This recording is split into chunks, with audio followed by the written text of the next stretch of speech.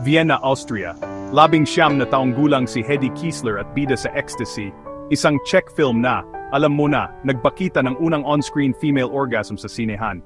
Tinawag siyang puta ng mga konserbatibong na eskandalo. Ipinagbawal ng Nazi propaganda minister na si Joseph Goebbels ang pelikula.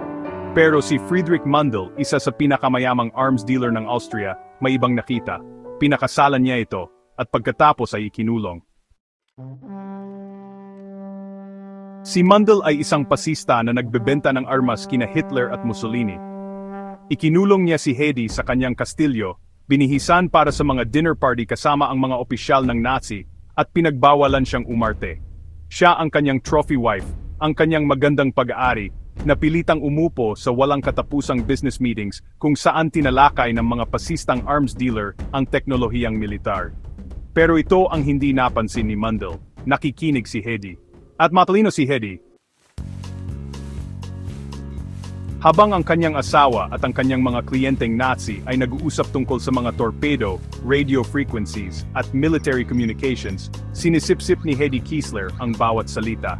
Naiintindihan niya ang teknolohiya, nakita niya ang mga problema, at nagsimula siyang mag-isip ng mga solusyon. Noong 1937, tumakas si Hedy. Dinroga niya ang kanyang katulong, ninakaw ang kanyang mga damit, tumakas patungong Paris at pagkatapos ay sa London. Nakita siya ni Louis B. Mayer, ang pinuno ng MGM Studios, at inalok ng kontrata. Naglayag siya patungong Amerika, pinalitan ang kanyang pangalan sa Hedy Lamarr, at naging isang Hollywood star.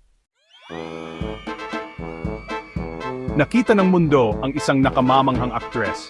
Tinawag siya ng Time magazine na pinakamagandang babae sa mundo. Lumabas siya sa mga pelikula tulad ng Algiers at Samson and Delilah. Ang kanyang mukha ay nasa mga movie poster sa buong Amerika. Pero ang utak ni Hedy ay nasa ibang lugar.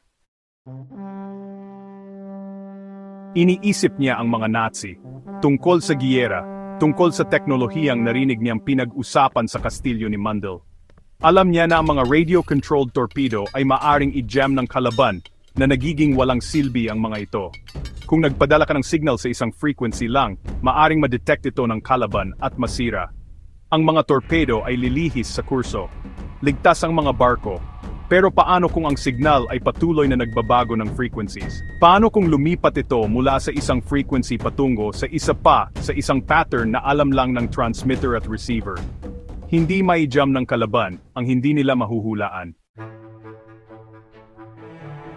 Noong 1940, nakilala ni Hedy ang kompositor na si George Antheil sa isang dinner party.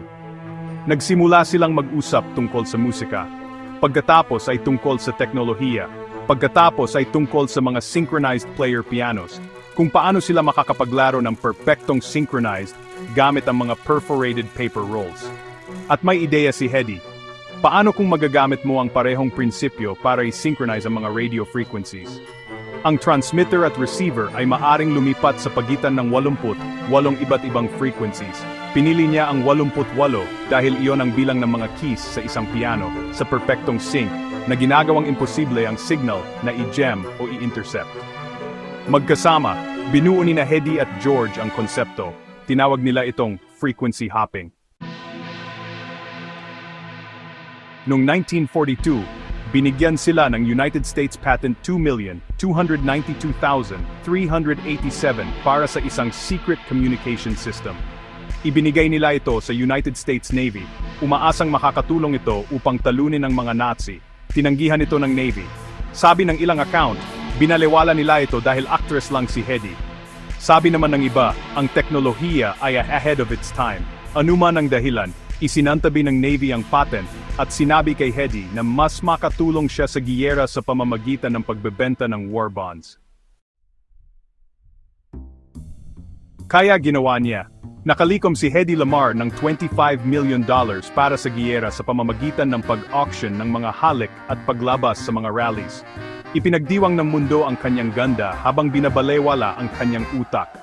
Ang kanyang patent ay nag-expire noong 1959, hindi nagamit at nakalimutan. Pero noong 1960s, muling natuklasan ng mga military engineer ang frequency hopping technology.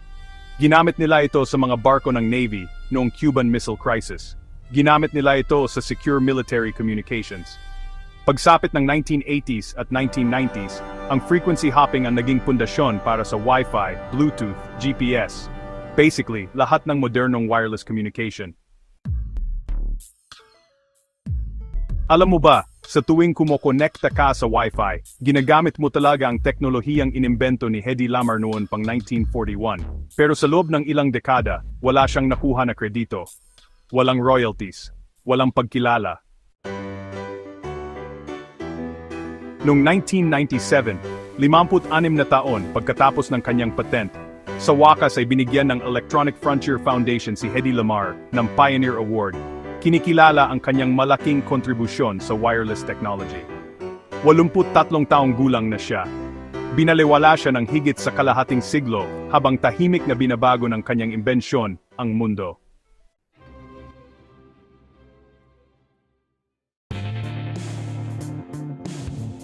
Namatay si Hedy Lamarr noong 2000 sa edad na 85. Sa halos buong buhay niya, siya ay naalala bilang ang magandang aktres. Ang kanyang teknolohikal na henyo ay binalewala, nakalimutan, o sa totoo lang, ibinigay ang kredito sa mga lalaki. Ngayon, ang kanyang mukha ay nasa pera sa Austria. Ang kanyang patent ay kinikilala bilang pundasyon sa modernong teknolohiya. At bawat smartphone, bawat GPS device, bawat Bluetooth connection ay umiiral dahil ang isang babae na binalewala ng mundo bilang isang magandang mukha lang ay isa pala sa pinakamahalagang inventor ng ika-20 siglo. Tumakas siya mula sa kastilyo ng isang Nazi arms dealer. Naging Hollywood icon siya. At inimbento niya ang teknolohiya na ngayon ay nagpapatakbo sa modernong mundo. Pero sa halos buong buhay niya, ang gusto lang pag-usapan ng mga tao ay kung gaano siya kaganda. Ang kwento ni Hedy Lamarr ay hindi lang tungkol sa hindi pinahalagahang henyo. Ito ay tungkol sa kung paano tinatrato ng lipunan ang mga henyong babae. Kung paano natin sila binabawasan sa kanilang itsura, kung paano natin binabalewala ang kanilang mga kontribusyon, kung paano natin binibigyan ng kredito ang mga lalaki habang binubura ang mga babae. Sinabihan siya ng US Navy na magbenta ng war bonds, gamit ang kanyang ganda sa halip na gamitin ang kanyang utak para manalo sa giyera. Tapos, palihim nilang ginamit ang kanyang imbensyon. Hindi lang yan sexism. Magnanakaw yan. Sa tuwing gagamit ka ng Wi-Fi, tandaan isang Hollywood actress na tinawag lang ng mundo na magandang mukha ang nagpakatotoo nito. At ginawa niya ito habang sinusubukang talunin ng mga Nazi na nagbanta sa kanya. Ikinulong siya at sinubukang bawasan siya sa isang dekorasyon sa isang kastilyo. Hindi lang tumakas si Hedy Lamarr, nanalo siya.